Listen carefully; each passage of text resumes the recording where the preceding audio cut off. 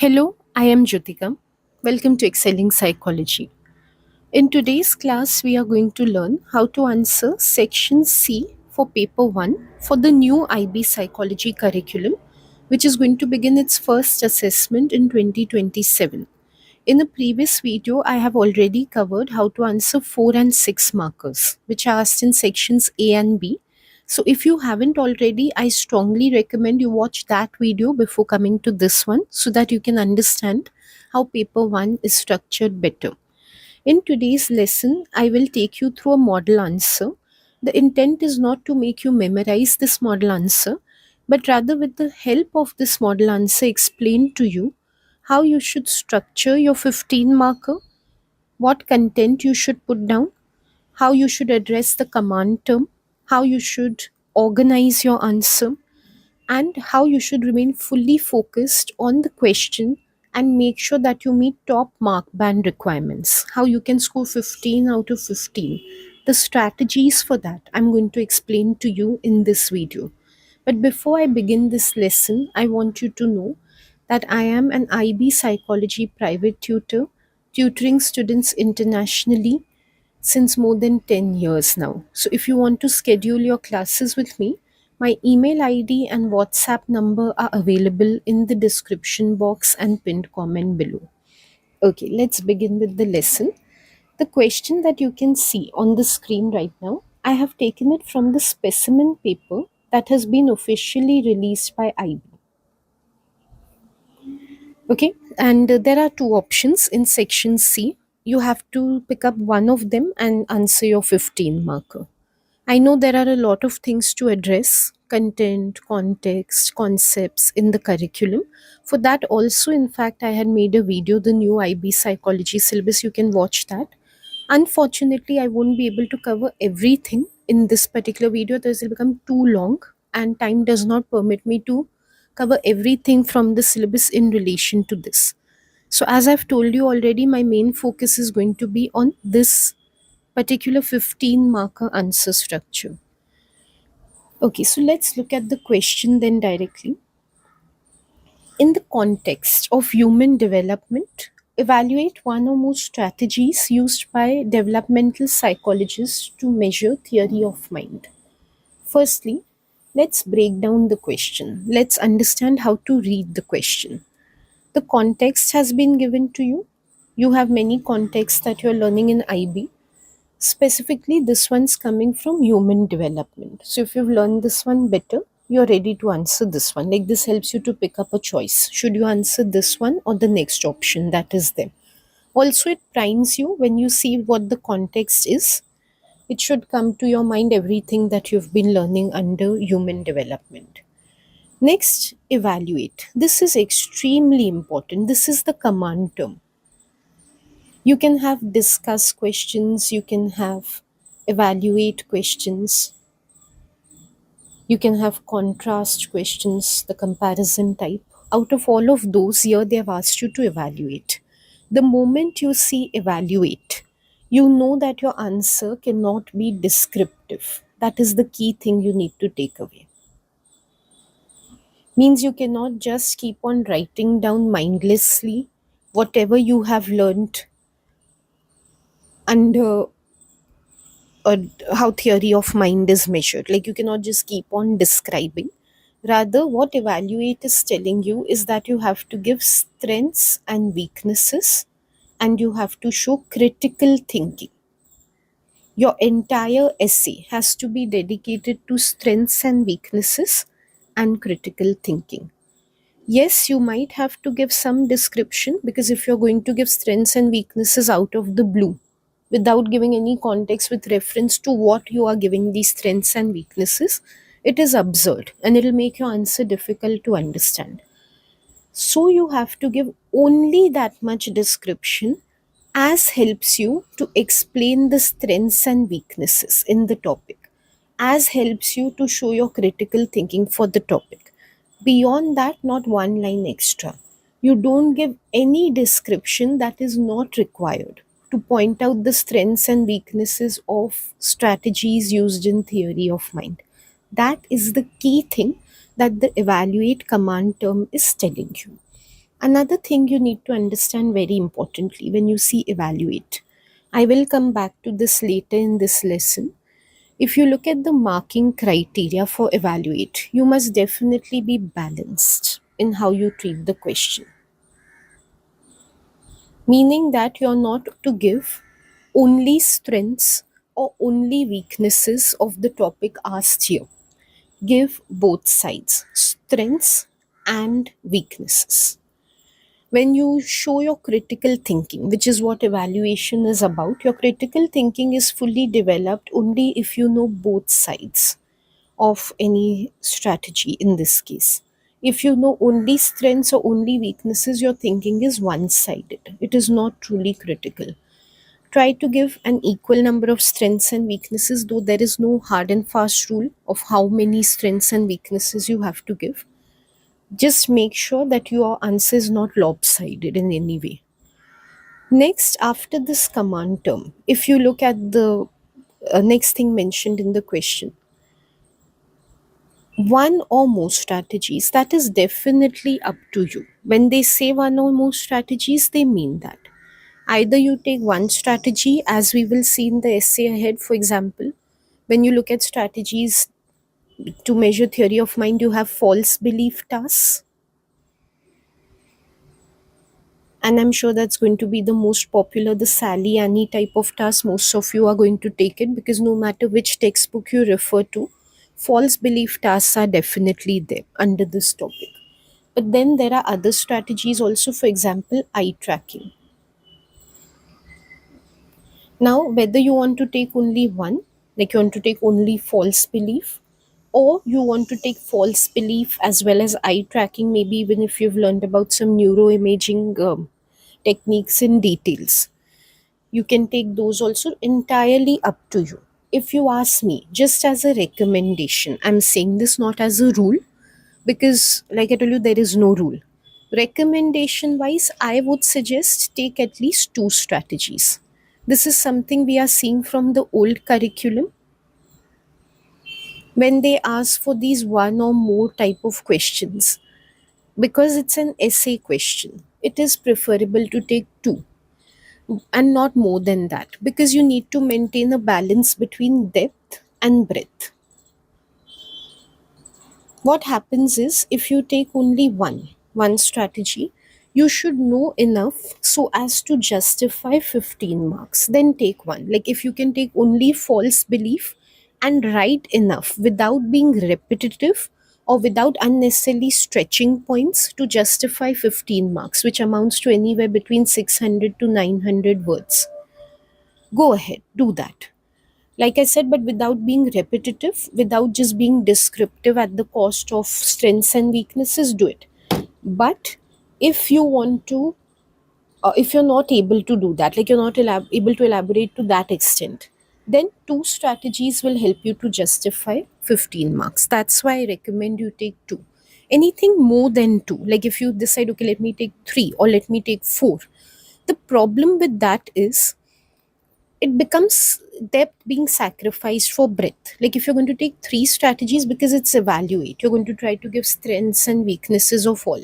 You don't have that much of a word count also that you should take three and you should be able to cover all of it within this word count. So that's why two seems to be ideal. That is my recommendation for how many strategies you should take.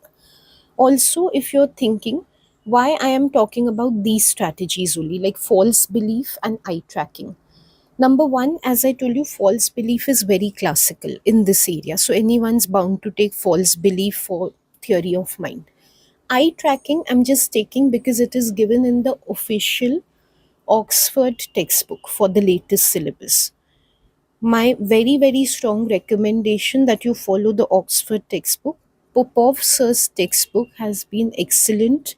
As of now, I'm not aware of any revision guide or study guide that he's released, but in the previous syllabus, that was the go to get highest marks in the paper. So I try to take content from there. I'm not copying the content from there in this video. I'm not copy pasting anything, but I'm using that content to develop my answer. So whatever you're going to see on the screen now, is definitely sourced from that textbook. Also, the answer which I'm going to show you, it is going to exceed this word count. I have said in many of my previous videos. Right now I'll just put it briefly. I do exceed the word count because I'm explaining to you how to write the answer. Of course, you're not going to be copying my answer in the paper. That's not the intent. And even if you try to memorize this, you won't be able to write how much I have written. In memorization, there's always loss of words. So that's why deliberately I've put a little lengthier answer than the word count.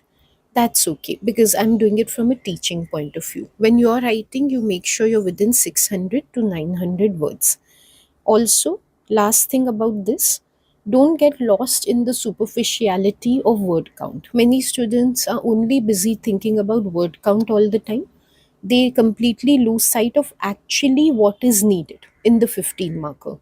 No one is marking you for word count. Where word count matters is if you exceed the word count, they are not going to mark that. The examiner is not going to mark beyond what is exceeded in the word count. But if you answer does not have any essence to begin with, it does not address, evaluate, or it doesn't make sense as a 15 marker, the structure, content, everything is out of place. What purpose is the word count going to serve? So be more focused in the video on actually what is required rather than a superficial aspect like the word count. Word count automatically will come in place if you know how to write the answer. Okay, so far we have learned about context, command term, strategies. I have explained to you thoroughly how you should be addressing all these things.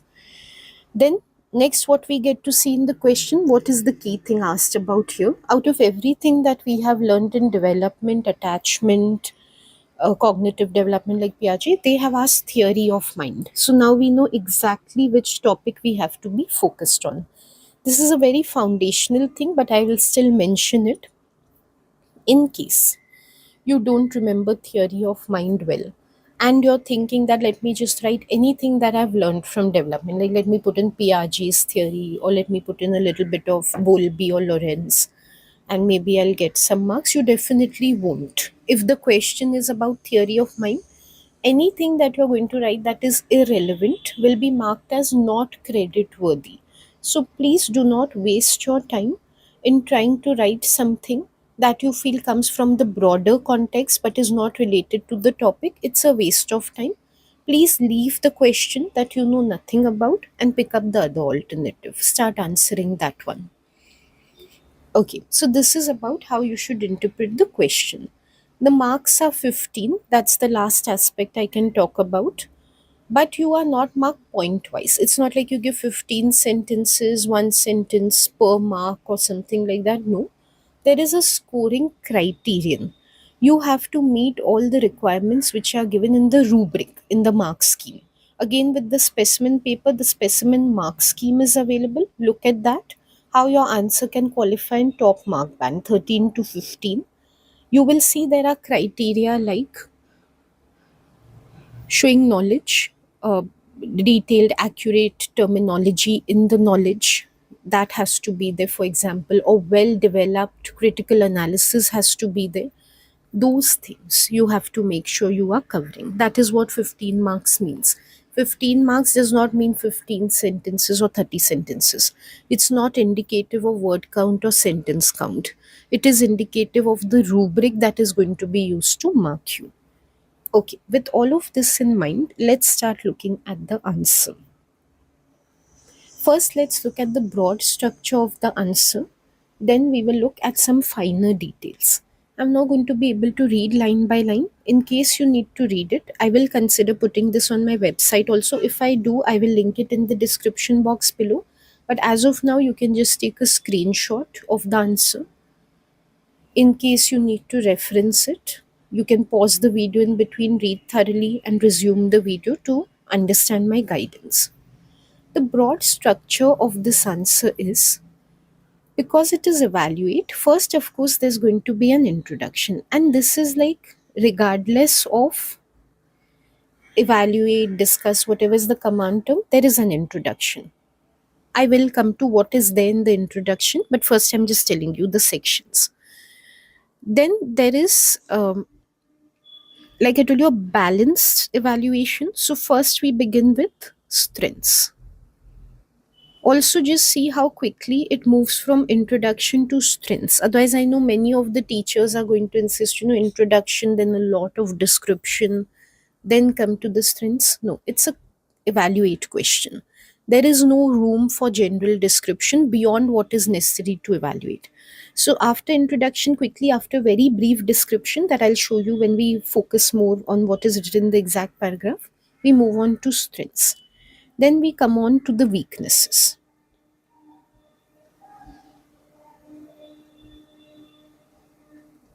Okay, and then after that, like I told you, we are going to take two strategies. So false belief, we give the strengths and weaknesses.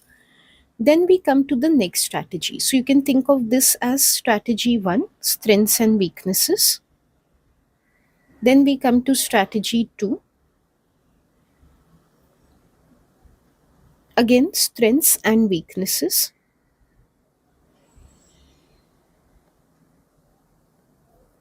Okay, here I don't think it is that well structured into strengths and weaknesses. So both of these are a combination of strengths and weaknesses. Why? I will tell you, because the critical thinking, when we talk about critical thinking in an answer, the key to it is not just giving strengths and weaknesses, that is evaluate. Critical thinking means if you're taking two strategies, you weigh one against the other. That shows your true critical thinking. So when you talk about eye tracking, you don't talk about it in isolation. It's not that, okay, false belief task, strengths, weaknesses. Next, eye tracking, strengths, weakness. No. You've already written something about false belief tasks. So now what you're going to write about eye tracking, that should help you evaluate further what you've written about false belief. There has to be an inherent connection between one strategy to the next. That's also how taking two strategies can help you. There's this inherent contrast that you're doing between the two, though you're not explicitly contrasting because that's not the command term, but you're evaluating them against each other. And that's why when we close up more, I will show you. Eye tracking in this essay is taken in a way to analyze false belief tasks, like what weaknesses of those can be overcome by eye tracking, and then by itself why even eye tracking can be an issue. So that is why strengths and weaknesses are not that clear cut when it comes to eye tracking as compared to false belief tasks. So for strategy 1, we have more clear cut organization to strengths, weaknesses, and the weaknesses of false belief make way for the strengths and weaknesses of eye tracking. But then eye tracking serves to, because by the time we've covered false belief, to mainly critically evaluate itself against false belief. Nevertheless, for both the strategies that we are taking, you can see strengths and weaknesses are covered for both. So there's a balanced evaluation in both cases, which is very important. Finally, coming to a conclusion. And the conclusion is also focused on the command term in the sense, one, it is involving critical thinking, like you can think of it as a reconciliation of whatever is given in false belief and eye tracking. Also, you can think of it as not an ordinary conclusion that just summarizes everything. When we close up, I'll show you more. Given that, what are the strengths and weaknesses of these strategies? What needs to be done further? How improvements can be brought into strategies of studying theory of mind? That is what the conclusion suggests. So it further serves to like fully clarify on critical thinking. Okay, so now that I have given the broader structure, which is mainly, like if I put it roughly, introduction, strategy 1, strengths, weaknesses, strategy 2, strengths, weaknesses, critical thinking shown by pitching them against each other, and a conclusion, still showing critical thinking. That is the broad makeup of the answer.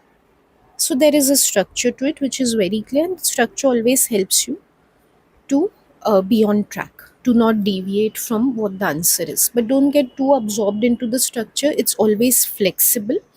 As long as your answer is focused on what is asked in the question, if the structure goes a little here and there, it's okay. It's just that logically it makes sense to begin with an introduction, then organize strategy wise, helps the examiner also to read correctly. In IB, there's always a requirement of coherence and clarity in organizing the answer. So this lets your examiner read your answer systematically. If you have, for example, a strategy introduced, then you explain what is theory of mind, then another strategy, that is all over the place. The examiner won't be able to focus on the points you're trying to make. So, more or less, follow this broad structure, but don't be too rigid about it. Don't be worried that you have to only follow it. Okay, now what do we do in an introduction exactly? We will look more closely at that. Introduction means whatever is asked in the question, key terms, they need to be defined. And here there's mainly one key term, which is theory of mind. So, what it means you have to define, but again, I must caution you, you do not get swayed away with definitions. So, what some students will do, they will try to define what is human development, what do we mean by strategy in general, who is a developmental psychologist, what is theory of mind. Of course not. You don't have to literally pick up one word from the question and define it. Rather, you have to pick up the key term in the question, which is theory of mind. This is what the answer is about. And you have to define that. Give a good definition. I always recommend to my students memorize key definitions so that you can write them with good terminology. For example, when we talk about theory of mind, beliefs, intentions, understanding, these are some very important terms, terminology that should be there in the definition. If I say something like theory of mind is understanding others, theory of mind is knowing that others have a mind, doesn't sound really good, right? The definition sounds bad to begin with. Why? Because there's no terminology and it doesn't make much sense. That's why I insist, just by heart your definitions at least initially, though you don't have to, but it helps you to understand how to use good terminology while answering. And there are marks for that. Okay, so learn a good definition of theory of mind and put it here. In every course book, theory of mind definition is easily available. Then immediately, to maintain focus, you come to what is asked in the question. Have they asked you to, like, for example, elaborate on who gave theory of mind, what are its aspects, what are the examples of theory of mind, what are its stages? No, they've asked you strategies. So immediately you come down to strategies. In IB, it's very important to focus. Focus is key. You don't lose focus. The moment you lose focus, you lose marks. So, for example, if you'd start describing the stages, two stages of theory of mind, it is irrelevant to the strategies unless you're talking about the stages in context of some strength or weakness. So, the moment you do that, your marks will start going down. So, in this model answer, you can see after the definition, quickly it moves towards the strategies, and then the strategies are named. See, in the question, they've told you one or more strategies.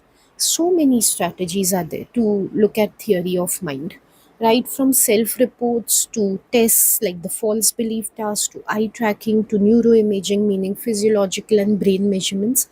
Which ones are you going to take? So many students are answering. How does the examiner know which strategies you are going to discuss in your essay? So you mention that. After defining the key term, you specify false belief is a very typical strategy used. Not only name it, take an opportunity to just in one line, show its importance. So false belief task, especially the Sally Annie task, has been used for decades. So not only you're telling the examiner this is the strategy I'm taking it because it's very important, because it's a classic task used in this area. That makes for a good introduction. But because it is with its flaws, we need to look at newer approaches also, like eye tracking technology. So after that, you introduce the next strategy. So, okay, I'm also going to be talking about eye tracking again. Why? Because Sally Annie has flaws. False beliefs have flaws. So, eye tracking is trying to overcome that.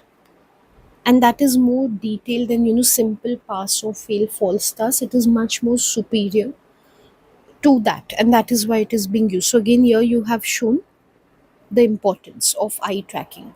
So, how you think of the introduction is I define the key term in the question, Then I present that this is what my essay is going to be about and why did I select these topics, like in this case these strategies only for the essay, because they are so important in this area. In one line you just explain the importance of each.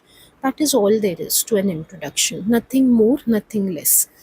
Okay, so I hope you've understood how to give an introduction to the 15 marker. Now that you have mentioned false belief task, again, like I told you, focus. You don't deviate. You start explaining false belief tasks, and as soon as possible, you come to strengths and weaknesses. I know in your textbook you must have learned in a lot of detail about Sally Annie task and similar tasks to that. I forgot the names of the other dolls also, which are used instead of Sally Annie. Very popularly in many researches they've been used. But do you need all of that to evaluate? Think about it. Actually, examination is not the place where you should be thinking. You should have your essay plans in place. So, assuming you're making your essay plan right now, do you need to talk about multiple tasks to give strengths and weaknesses? If yes, then describe them all to a brief extent. If not, if mainly your evaluation strengths and weaknesses can be helped just by describing Sally Annie in brief, just do that. Your main intent is to come to the evaluation quickly. The examiner is waiting for you to evaluate. So you just move on quickly from the bare minimum description to strengths and weaknesses. So just see here how Sally Annie has been described. And I want to remind you, at any time, you can pause the video, read through the content of the answer if you need to, if you feel I'm going fast over the content. So Sally Annie, how Sally puts a marble in a box, goes away, then Annie moves it to her own box, and then the child is asked, where will Sally look for the marble when she returns? That's all, right? That is all the description that we need to give. From a word count perspective, I don't know exactly how much, but well within 100 words, not more than that. So, one way, like I've told you, don't be rigid about numbers and all, but one rough way of understanding how much we give to description. In a 600 to 900 words answer, we'll definitely not go ahead of 100 words. In fact, we'll try to use less than that to describe something. As I told you, why this is also described, because it will help us in evaluation. So, okay, giving about, like, say, 10% or a little more of your answer to description is okay, but that's all, because majority of the answer should go towards evaluation. So what you can see quickly, after describing Sally Annie, we come to the strengths. So there is this study by Baron Cohen, Leslie and Frith, which serves as a strength. So we describe that study. What am I describing? Not the task by itself, because the question is not described. I'm describing a strength of the task. I'm describing a study which shows the strength of the task. So this whole description counts as a strength. So what is done in that study, I quickly describe. So there were children having Down syndrome, autism, or normal children, 4 and 5 years old, and they had to do the Sally Annie task. It was the autistic children who failed. And this helped the researchers to realize that autism is the condition in which theory of mind is weak. So it becomes a core feature of autism, because even in the case of Down syndrome, theory of mind seems to be intact. Two or three things when we take a study as a strength. One, students will definitely ask, do we have to remember the researchers' names? I strongly recommend, though there is no rule. For a name like Baron Cohen, who are the key classic researchers in false belief, I don't see any reason why you should not know their names. But in case you don't, it's okay. You could just say some researchers, or you could call it a classic study. Avoid doing that though, try your best to remember the names. When we give a supporting study, we have learned a lot about in the course book, the procedure, participants, everything. Do we need to give everything? Of course not. When you give a study as supporting evidence for a theory, like in this case, the strategy of false belief task, you mainly are focused on the results and more than that, the conclusion. So Baron Cohen did this study. What did they conclude from it? What conclusion of theirs serves as a strength for false belief tasks being used as a strategy to assess theory of mind? Yes, we have to give the procedure. Like in a line, a procedure has been given that the children had to do Sally Annie, That, because otherwise it won't make sense if I just give the results, but on what procedure are the results based, from where are these results coming? But you can see procedure is to bare minimum, just one line. So one or two lines procedure, that's it, because supporting studies are not to be described. We quickly come to their conclusion and show how they are proving to be a strength for the strategy. In this case, why it was a strength for the strategy? Because clearly the study shows in autism, theory of mind is the core element that is disturbed. So, as a strategy, the false belief task has been very useful to establish that in autism, theory of mind is missing. That is the strength of the task that is brought about from this study. So, that is how we are presenting the study. Also, when it comes to developmental studies in particular, I will very strongly recommend memorizing the age ranges of the studies. Even if you don't remember the researchers names, I feel more important than that is to remember the age range of the children who are involved in these studies. Because when it comes to developmental concepts, at what age those concepts are being seen are critical, from description also, from evaluation also. Because many times we criticize these studies in terms of, children are too small, so they won't be able to do this, or they should be assessed differently. So then we shouldn't be vague about it. Then we should be specific. Okay, this is the age range of children used. This age tends to be very less. By this age, say they don't have language ability, as we will see ahead, like they don't have it very strongly. So when we want to take up their age as a major point of critical thinking, then it is best to specify their age instead of beating around the bush that, children are too young, their age is very less. Just specify what is the age. Let the examiner see for themselves that the age is very less. Okay, so I don't insist on all details of an evaluative study to be remembered, because of course it's a waste of your word count also to write unnecessary details.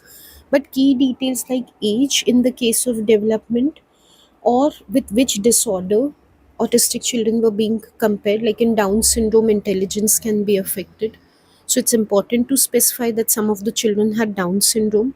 Any other details given about them or anything done to maintain the validity of the study or its reliability are not relevant. They are not part of our discussion. But what disorder they had, that is important to specify, because we are trying to say that this theory of mind being lacking is an exclusive feature of autism, not seen in some other developmental condition like Down syndrome also. It's very, very particular to autism. That's why it becomes important to mention from which disorder we can differentiate autism by using a false belief task. So in sum, give as many details from a study as relevant to evaluating the core topic in the question. You don't need to give more than that. And then along with that, because we are saying strengths in the plural, not only strength, we will also talk about the another strength, which is neuroimaging, brain scan studies. As I mentioned earlier, maybe in your essay plan you intend to take neuroimaging as a strategy by itself. I haven't really done that, but I have used it to support whatever I have already said in the false belief task. So I'm just taking it as an evaluation point. For you, if it is a separate strategy altogether in your essay, then take it in the way I'm going to take eye tracking technology again. Means give more details of it. But just because I'm taking evaluation, only as much as is needed to support the strength of false belief tasks, I've written only that much. Like recently, specific areas of the brain have been shown to be dedicated to theory of mind. I don't know why here it is not mentioned which are those areas. It is the temporoparietal junction in particular. So yes, for brain scan imaging, always specify which exact areas have been found. That really supports your answer, like makes it stronger rather than putting a vague, areas are involved that way. So yes, do that. Not compulsory though, but if you want to take it to your highest, you want a full 15 marks for your answer, do mention.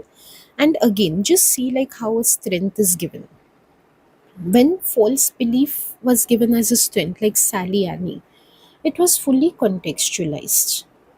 Many students have a very bad habit which very badly like brings down marks on evaluate is to give generic evaluation points. Like Sally Annie is a very strong task because it is helps to see features of autism.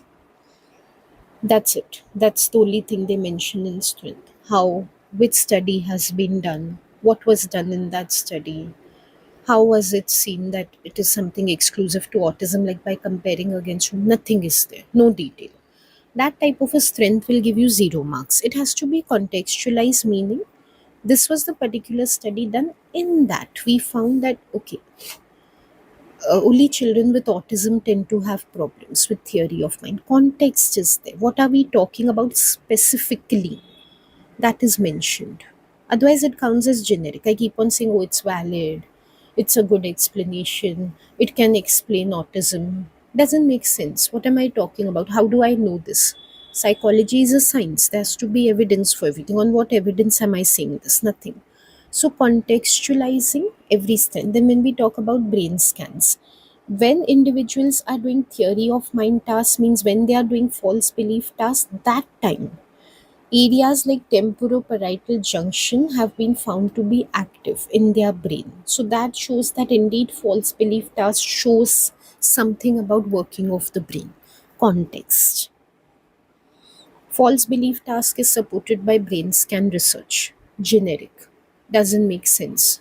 What brain scan research? Are you making up this point or is there really something like this? Specific studies have been done. People have been made to do false belief tasks, and their temporoparietal junction is found to be active when they are doing these tasks. Contextualized.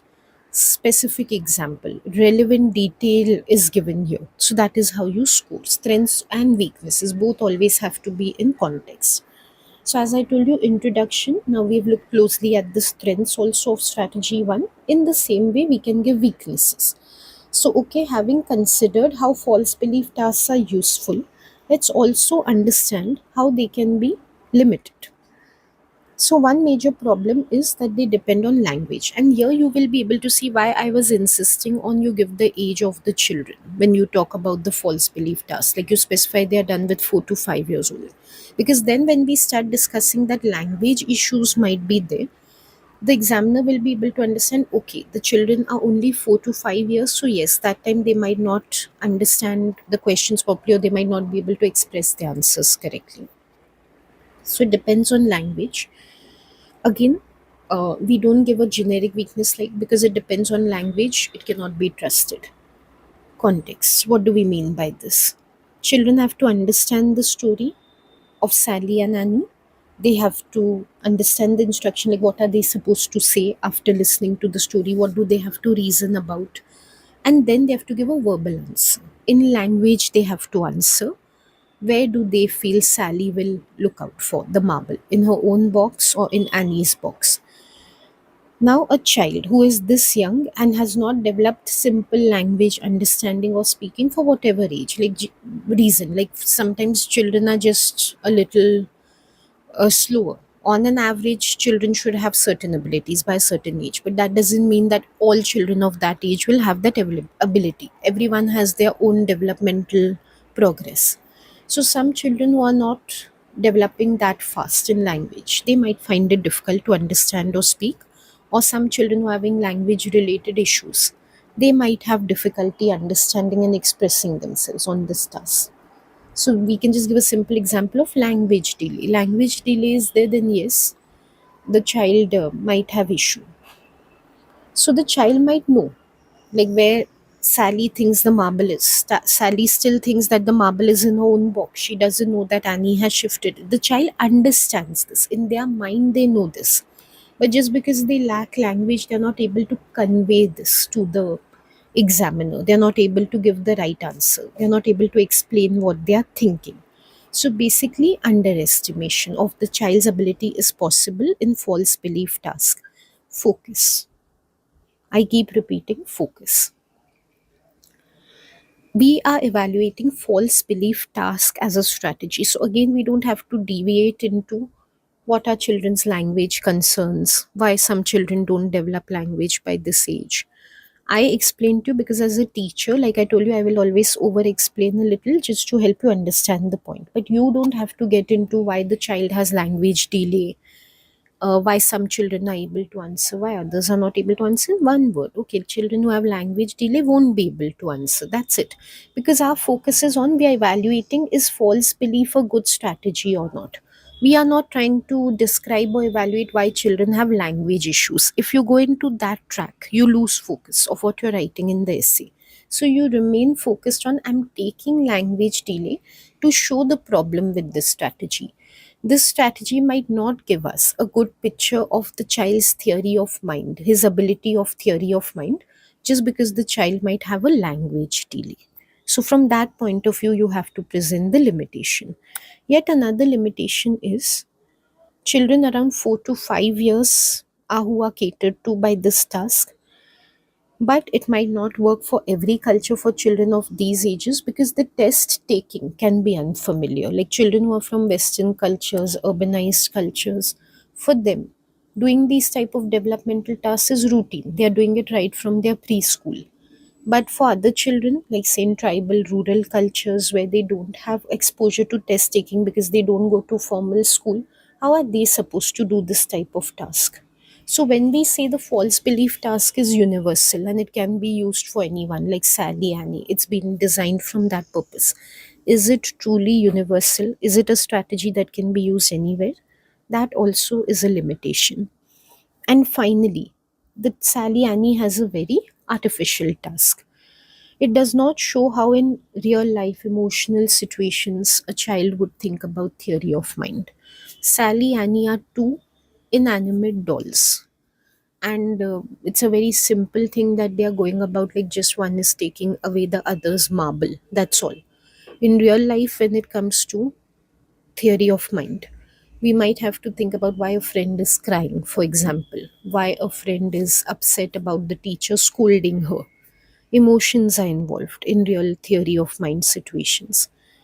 So these type of tasks a child might be able to answer easily.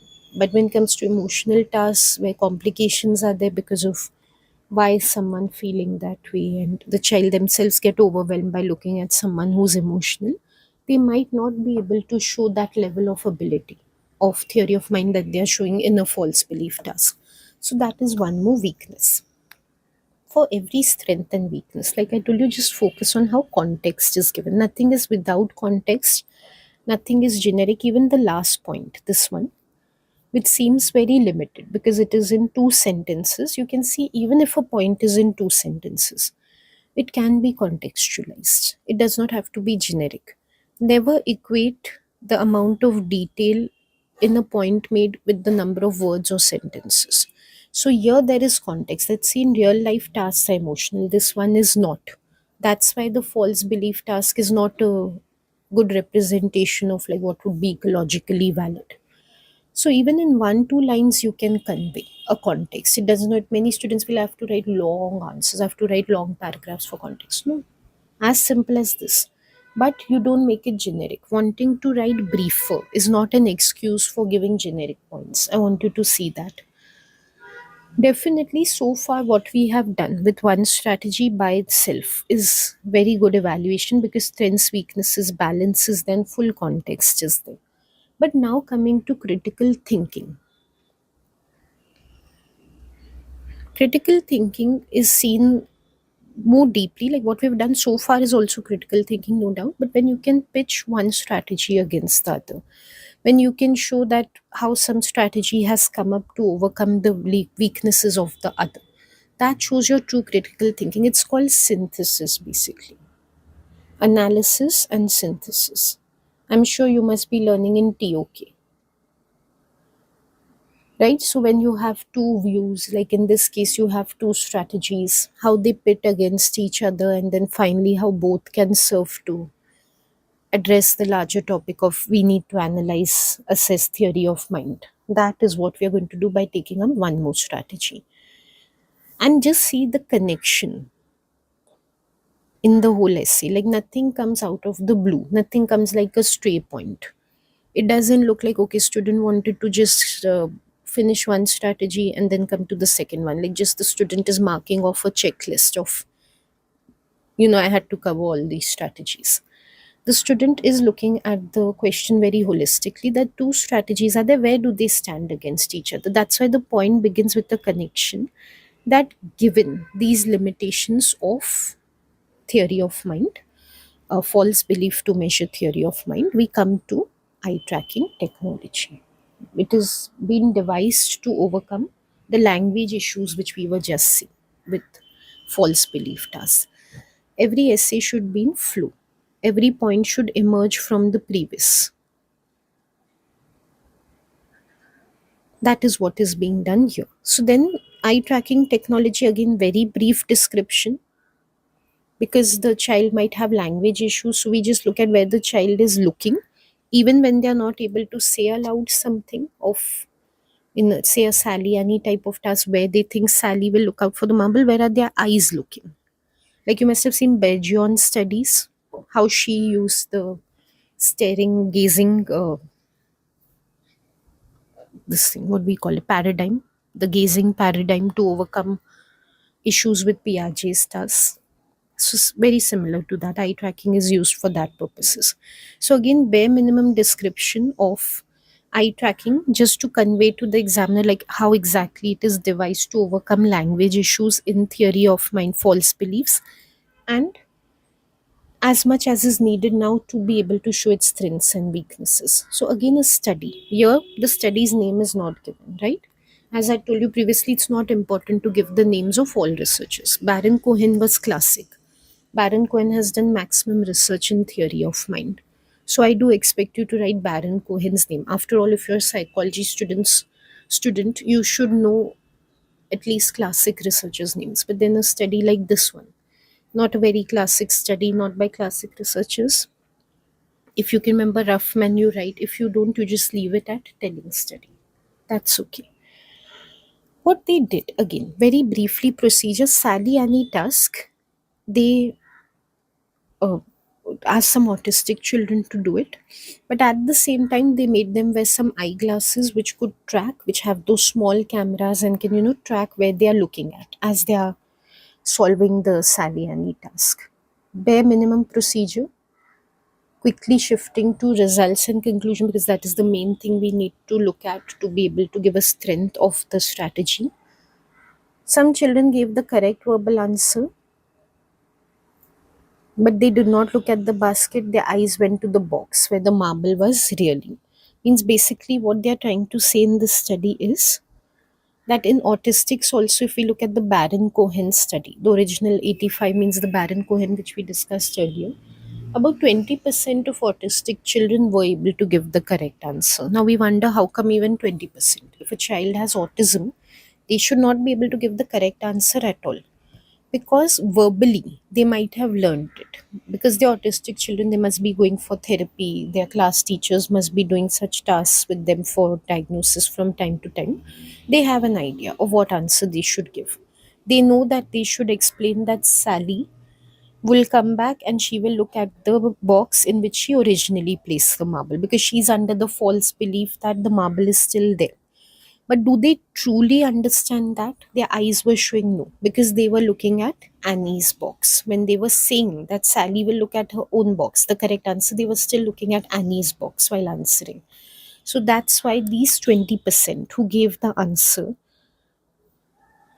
they had just learned the answer. So they passed the verbal test. They were using language skills, not theory of mind. This is exactly what shows that false belief is more about language of skills and less about theory of mind. We criticized false belief tasks mainly because they are about language, heavily depending on language. And now, do you see the critical thinking? Have we arbitrarily brought eye tracking into it? No. Eye tracking is showing that indeed that criticism is valid, because their eye movements, their eye fixations are showing that they did not know the right answer. They just memorized it from somewhere, or they just learned a pattern of answering questions like this. Their eyes were showing that they still did not understand why this is the case. They didn't still have reasoning for why Sally should come back and look in her own box, because their eyes were showing they were expecting her to look in Annie's box. So they did not have understanding of false belief.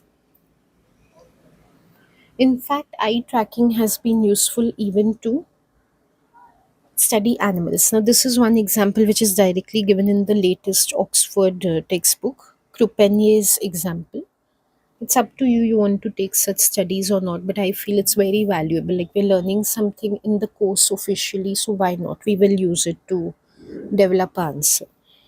So, as explained in that course book, when Croupier did a study of apes, what he found was that we can, because of course apes cannot use language and explain to us why they are looking somewhere. So, from their self report, we can't know whether they have theory of mind or not. From their eye movements, when a person was acting, they would look at where they thought the person was acting, not where the person really was. So, definitely,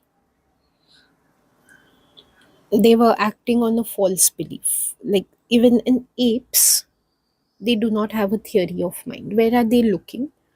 Where they feel the actor should be there. Their eyes are going to show where they truly believe the actor should be there. They're not able to understand that it's a false belief that they are having. So, again, this technology, eye tracking technology, helps us to study theory of mind even in animals, meaning that it can give us some evolutionary links.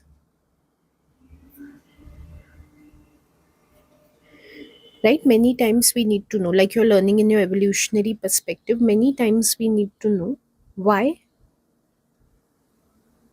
humans are having certain difficulties, like why they're having problems with theory of mind. So this can be a solution. Croupenier's study, pretty recent. Now more researchers can start looking into how from our primitive origins, like even in chimpanzees, gorillas and all, we might see that theory of mind can be missing, false beliefs can be common, and then from there we can try to understand why humans are still having these deficits. Maybe there has been some purpose of lacking theory of mind, or maybe there have been genetic issues. The kind of past environment ancestors have, they suppress theory of mind. Maybe that's why we are carrying it over. So another strength of eye tech tracking as a technology, that it can help us to study animals, helping us to discover like the evolutionary mechanisms which have brought us to this stage of lacking theory of mind. Now coming to the conclusion. You might feel that the conclusion is excessive because there are two paragraphs. Yes, you can reduce. I've already told you from a teacher's point of view, it is going to be somewhat extra in this video. But I want you to see again how the conclusion is focused. Be away from the superficial aspects of word count and look deeper into what the conclusion should be about. Old methods, new methods, both have been considered in Saliani, theory of mind. So false belief is the old method and eye tracking is the new method. Now we are reconciling. How we are showing critical thinking here? By reconciling. When it comes to false beliefs, they've been valuable, very important for clinical psychology because autism. Clinical psychology is about psychopathology, so autism comes within that. So very important in that field particularly. But it just can be too narrow because whatever is below the level of speech, whatever cannot be expressed in words, that cannot be accessed by false beliefs. On the other hand, eye tracking helps us to look at non-verbal understanding. But what is the weakness of eye tracking? So far, we did not see the weaknesses, like I told you. For this eye tracking, we don't have it very well arranged, but it can be tricky to interpret the data, and the technology is complex. We have these micro cameras basically in eye tracking, which people have to wear on their eyeglasses, and that helps to see where their fixations are and where their gaze is moving. That can be problematic to a great extent because uh, to arrange for such technology practically it can be cumbersome for the researchers, and then to interpret all that micro cameras details, like there are a lot of them.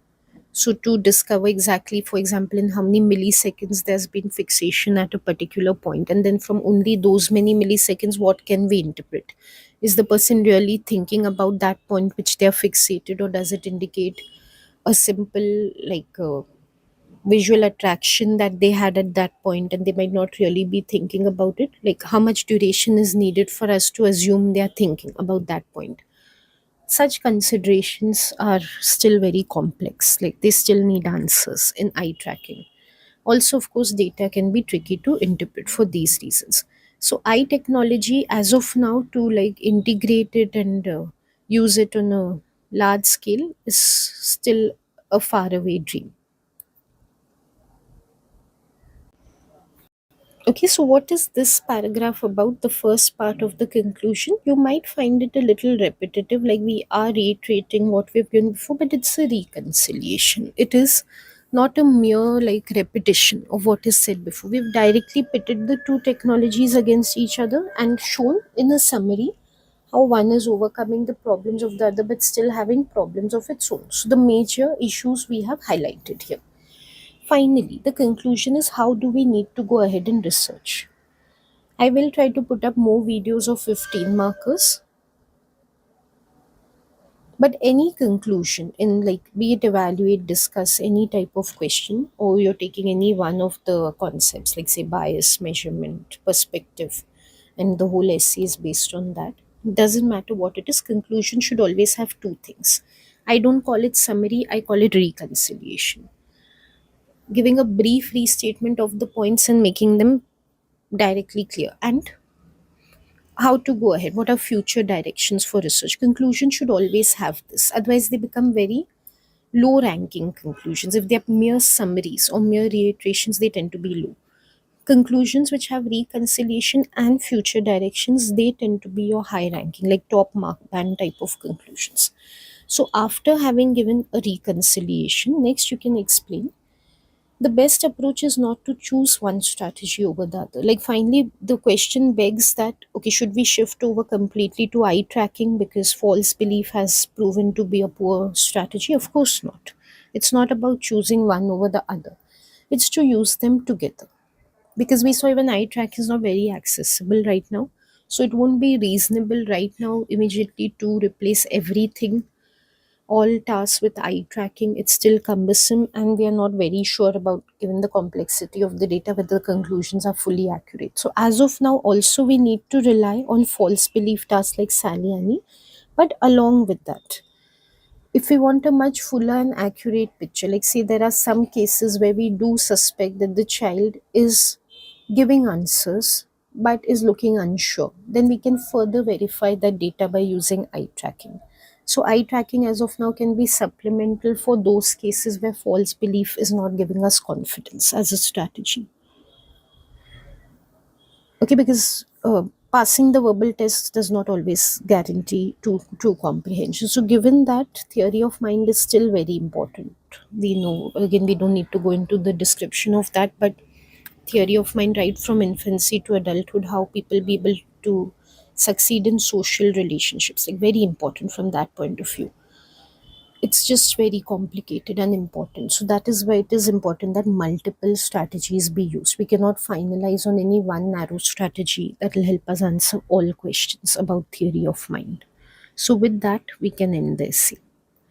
Okay, I know it's been a long discussion because that is my approach. IB is never has never been easy, and thankfully so, because the requirements I would say are pretty high end in IB when it comes to writing essays, unlike other boards where it's like very straightforward and you can just have, how to put it, I won't say you can memorize things, but just things are more accessible, much more well defined. I would say IB has this very good concept of infinite permutations of command terms and questions and subtopics that they can put up. So definitely more challenging than other boards, but nevertheless it develops your thinking to a level which you might never develop in other boards, given that you in other boards you're very linear with how you're thinking about a topic, you're very fixed in how you think about it. IB encourages you to take multiple perspectives of looking at a topic. So do enjoy the course, don't get boggled. Initially it looks complex, definitely something you can handle easily with a fair amount of practice. And I hope this video gave you just that way of looking at the answer or the question, and way of strategizing how to write your essay and structuring and it and all. It's not easy to score high marks on IB essays. Most students don't get very high grades on IB for this reason. So it might seem like, oh my god, I have to know so much about how to write the essay. Yes, if you're aspiring for a high grade in IB, you do need to know. If your aspirations are not very high, which is generally not the case, then you can have some fixed format of writing every essay and you don't need to know as many nuances as I have explained in this one. But for anyone aiming for a high grade, yes, you do need to know all of this. Okay, and I just realized that mark scheme requirements I did not address fully. Very quickly, I'll just do that. I think throughout the answers I've explained, mark scheme, quite a bit I have explained, like how to structure the fine points also, that is according to the mark scheme. But just to make it a little more explicit, see, what your mark scheme wants in terms of a top mark band answer. Like, let's take this as a review or revision of what we just saw. Unfortunately, I cannot put the mark scheme on the screen. I'm not sure it'll cause an issue on my video. So one thing they want is relevant knowledge. Is the knowledge relevant? Like, whatever you saw in the answer, is it about real strategies used in theory of mind? Yes. False belief tasks, eye tracking are really a part of it. Are the studies relevant? Baron Cohen? Yes, they're very classic studies in the area. And whatever is given, like even singular strength points, like say fMRI has been used and temporoparietal junction has been studied, everything is highly focused on theory of mind. Nothing has strayed from there. So definitely relevant knowledge is there. Irrelevant would be, like I told you, straying and giving something else. So this one top mark band requirement has been met. Another requirement is well developed critical analysis, right? So was it well developed? Yes. Every point was contextualized. Were there generic points? Did I just list out that, oh, it is dependent on language skills, oh, it's not valid? No. With concrete examples of, what is being spoken of. Same thing with limitations, with the strengths and limitations of eye tracking. Did I just say, oh, it's better than false belief? No. Why is it better? With the help of an example of a study in which they found even if autistics were able to give the right answer, their eyes were looking elsewhere. So context was there very well. That is called well developed analysis. Besides that, like I told you, there was an inherent contrast between the two strategies where they stand against each other. Like eye tracking can help you overcome the language issues in false belief. But as of now, also false belief, Sally type of tasks are needed because eye tracking is still complex to interpret. Sally is a simpler, direct interpretation of what the child is reasoning, right? So inherent contrast was there. And in terms of also links, that is also mentioned. If you see the mark scheme, you will see links between concepts. Was there link between concepts? Yes, it was there. Like I just pointed out, the contrast was there. There's also this requirement of reasoned and clearly stated conclusion. That's why I told you conclusion might seem excessive, but it's required to get high marks. Also, it has to be consistent with the arguments. Did I change something in the conclusion? Did I suddenly say that no, false belief is only the best? No, I maintained what I had said originally, that false beliefs are limited because of language issues. The same thing I took up in conclusion. So it was aligned with the rest of the answer. And it was logical. Logical in the sense that throughout we kept arguing that multi-method approach should be used. False beliefs are good. We said that, but eye tracking can overcome the limitation. We never said that eye tracking should completely replace false beliefs. So in the conclusion, we maintained that stance that multiple methods should be used, right? So conclusion was consistent. Was it reasoned? Yes, it was based on what the rest of the essay was. And the future directions, the recommendation that multiple methods should be used, again aligned with what the whole essay was arguing about. Finally, to get full marks in the top mark band, accurate, precise use of terminology. I think I kept emphasizing that everywhere, right? Like we did not just say Saliani task, we said false belief task. That is what such tasks are called. So that is good use of terminology. And terminology is not only in the description part, which I told you is only 10% of the essay about.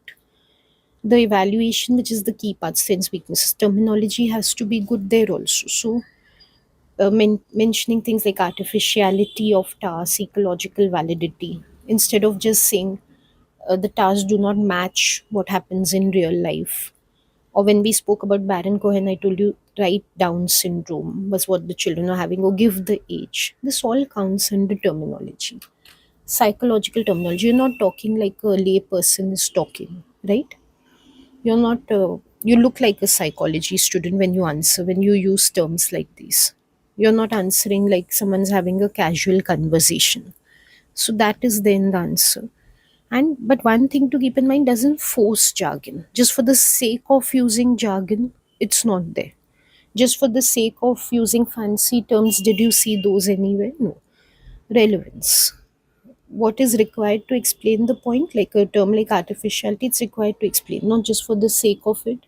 We are not just bringing in something to sound like we are using very good terms. So this is how top mark band requirements are met. Like I told you, I can't put up the mark scheme right now, but you must be having the mark scheme in front of you, so you can take this answer, pit it against the mark scheme, and see how it stands in the top mark band towards full 15 marks. That's it for this video. Then now I have covered sections A, B, and C. I will see next whether I want to cover the next question also of section C. I think that's a more specific one to one of the concepts. Or maybe I'll switch over to paper 2, where we have this full situation and we have to analyze it using one concept. So either way, we'll be able to come to specific concepts. If you have any recommendations of what type of video you want to see, or you have any comments or queries about this one, do leave your query in the comments box below. Please do not contact on my personal number or email ID with queries related to the video. I won't be able to answer. So thank you so much for watching this one, and I hope you enjoy your new IB psychology curriculum. It's a fantastic curriculum. I really appreciate the IB for bringing in critical thinking and uh, data analysis and all, very very much needed skills for students wanting to pursue majors in psychology. They really lack in these skills. So very grateful to the IB for the new curriculum, and you should be very happy to have it with you. Like you should be grateful that you have a chance to learn this wonderful curriculum, and with that positive state of mind, I hope you keep enjoying. All the best for your learning. I'll see you soon. Goodbye.